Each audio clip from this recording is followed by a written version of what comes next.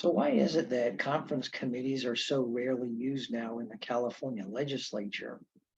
In the past, the legislature used conference committees as a regular part of the legislative process. They've even adopted some revised, and certainly they have extensive rules and procedures for the use of conference committees, but the use of conference committees is largely non-existent today in the California legislature. Is there any reason for that? And what exactly did conference committees used to do? According to our Office of Legislative Counsel, a conference committee is a joint Assembly and Senate committee that's composed of 6 legislators, 3 of each house, naturally.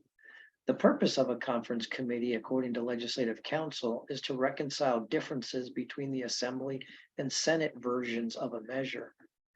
With a conference committee, the Assembly conferees, 3 of them, are chosen by the Speaker of the Assembly, and naturally the 3 Senate conferees are chosen by the Senate Committee on Rules. The successful work product of a conference committee is the production of a conference report, which basically specifies the end product or amendments that were agreed upon by a majority of the conference committee to resolve the differences between the Assembly passed measure and the Senate passed measure. A conference report requires at least 2 members of each house to agree on the conference report in order for that report to be considered on the Assembly and Senate floors. There is a single floor vote on the report. No amendments are able to be made to that conference report. And there's no policy or fiscal committee hearing on the conference report either. What causes a conference committee to be formed in theory? It's whenever the Senate or Assembly refuses to concur in the other house's amendments. Pursuant to Joint Rule 28, which is titled When the Senate or Assembly refuses to concur, subdivision A of Joint Rule 28 says, if the Senate, if it's a Senate bill, or the Assembly, if it's an Assembly bill, refuses to concur in amendments to the bill made by the other house, and the other house has been notified of the refusal to concur, a conference committee shall be appointed for each house in the manner prescribed by these rules. Now, this explanation leads us to the answer to the question posed at the outset, which is conference committees are rarely used in the California legislature because the House of Origin rarely non-concurs in the other house's amendments.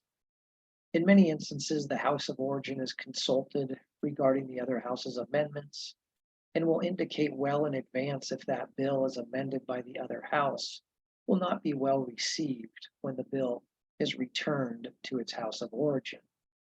Moreover, in a legislative body that's controlled by more than 2/3 by a single party, it's rare that the House of Origin is not going to concur in the other house's amendments.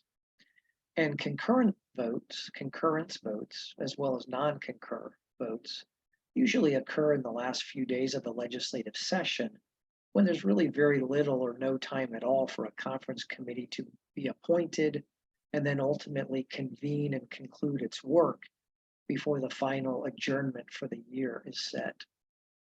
Even the annual budget conference committee has effectively been eliminated in recent years. First, it was due to the pandemic, and today it's due really to the tight timeline between the release of the May budget revision and the June 15th constitutional enactment date required of our state budget. As a result of these 2 factors, it's really a rarity for a conference committee to be convened anymore in the California legislature.